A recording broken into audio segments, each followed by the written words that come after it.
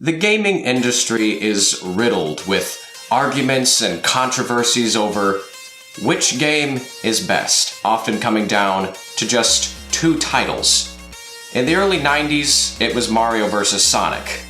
And now in 2017, it was PUBG versus Fortnite. And now it's, well, Apex Legends versus everybody else. But here's one argument that I surprisingly find largely avoided in my personal experience. How about Paladins versus Overwatch?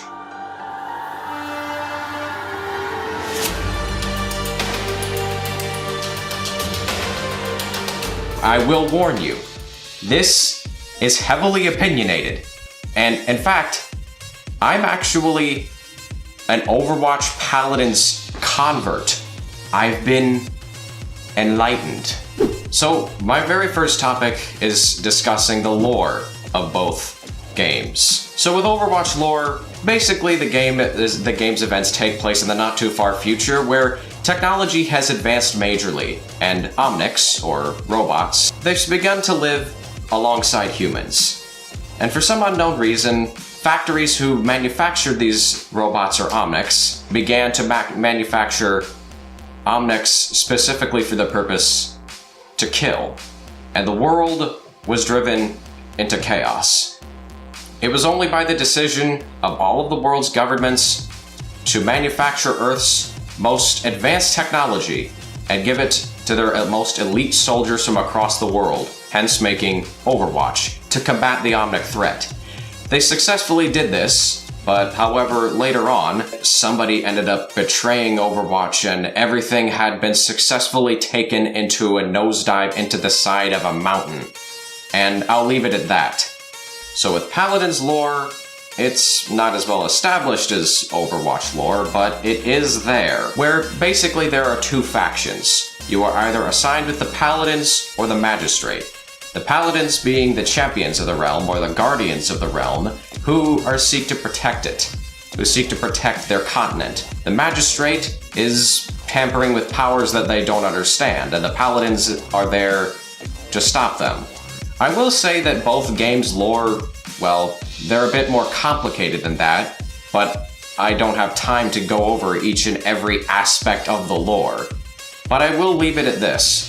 I'll have to give credit to both Overwatch and Paladins for establishing a very fantastic and interesting worlds in their own right. Next up, the characters. Each and every one of them has their own personalities, their backstories. In fact, you know what? I'd actually say that Paladins does a better job of establishing their characters. If you go into the interface of where you can view your champions that you own or don't own yet, you can actually click on certain characters and just look at the lore to the left of their character model. It's right in front of you. Whereas with Overwatch, it basically forces you to go on the internet and look up, I don't know, animations on YouTube, but with Paladins, you don't have to go anywhere, and you know plenty about the characters already. And now for the communities. The Overwatch community sucks, alright? Especially in the competitive spectrum. Oh my goodness. Me personally, I'm a console player. I play on Xbox, and I've never entered the competitive spectrum. For one reason, because I'm not all that good. And I definitely don't want a bronze ranking.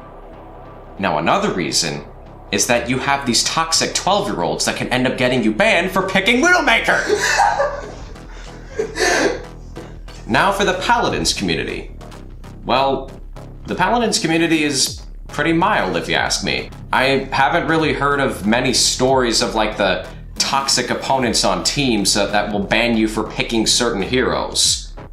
Because my friend is a really big PC Paladins player, and he says that a couple of years back, when he sucked at the game, he played it in competitive, and his team was actually pretty nice to him. They tried to carry him, but they lost, but they congratulated themselves nevertheless. This is the living definition, the epiphany of a good game to community. If you're not here to have fun, then everything just goes out the window. Now you make everything look bad. Now, obviously, the biggest divisor between these two communities is that, quite obviously, the community of Overwatch blames Paladins for ripping off Overwatch. And, back when Paladins very first came out, yeah. It kind of was.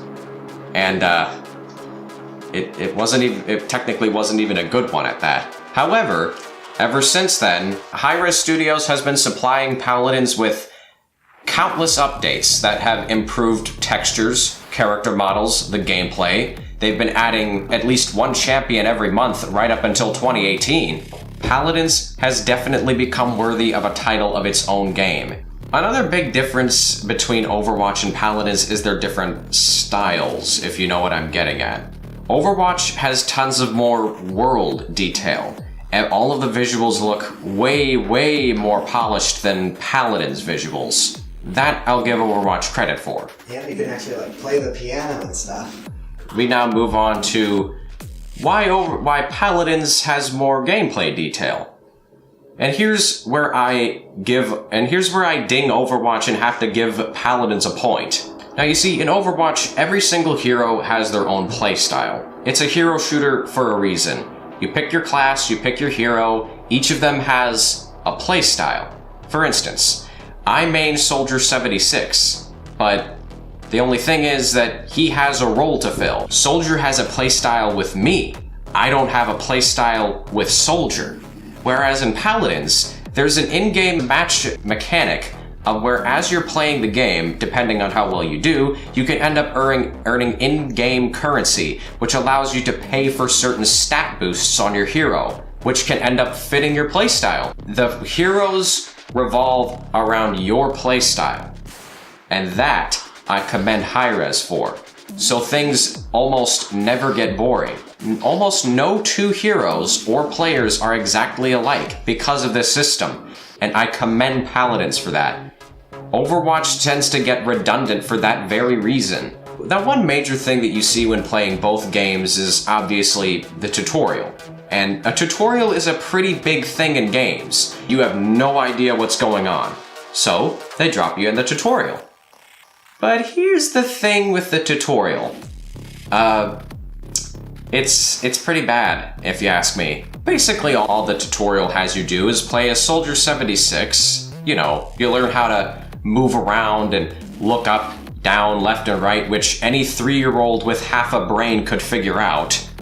And then they have you walk into a room where you shoot at moving AI, and then after that, it transports you to a section of where you capture an uncontested objective. And that's it. Tutorial's over. This is one of the major missteps of Overwatch that I have to note. Half of the maps in Overwatch, you have to escort a payload. Whereas in Paladins, you play as Victor, the most basic hero in the game, and you have to capture an objective and escort a payload across a map while fending off Androxus NPCs. And also, what's more with the infinitely better tutorial is that if you go into the game's interface, you can actually find videos that teach you even more about the game. That is how you introduce new players. Blizzard, take note! So after you've been playing the game for a while, you can come across, certain heroes that seem a little bit overpowered or frustrating glitches or things like that. This is where updates and patches come in. And now, one of the main factors of Overwatch, of why it's been faltering a little bit as of recent, is the lack of content. Overwatch was a huge hit when it very first hit the shelves. Huge! Everybody was cramming for a copy of this thing. However, not so much so anymore. The last hero for Overwatch came out back in September, November, sometime in the winter. But it was a long time ago, nevertheless. And not a whole lot of content has been coming out ever since. Whereas with Paladins, updates are supplied constantly. You had heroes being supplied once every month, right up until 2018. They're about to hit Hero 40. One. They're about to hit Hero 41 next week, as we speak, Overwatch has just hit Hero 30. This is how you keep a game alive and well, Blizzard. You continuously supply content. And it's actually pretty sad to see a game like Overwatch falter like this. Because I love Overwatch. And I still do. And don't get me wrong, I still play the game, even though I prefer Paladins. And you know what? They're probably not gonna last that much longer. If things keep on going like this for Overwatch, the game could die out very, very quickly. And now we talk about price, aka the final nail in Overwatch's coffin. Here's the thing. Overwatch currently now costs, well, it depends on where you get it for, but I picked it up at GameStop for about $40. But guess what? Paladins is free! Another thing that I commend Paladins for is not giving you every champion when you boot up the game. Some may initially complain and give Overwatch all the credit for this and say, "Oh man, Paladins sucks cause you don't have it. All of the heroes unlocked right out of the box." That's exactly what you did. A long time ago, before this video. But then I realized the ingenuity of it all.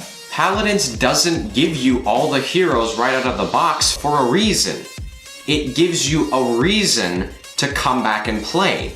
So I would like to conclude with the fact that I have presented to you that Paladins is better than Overwatch. What? Okay! Thank you so much for watching.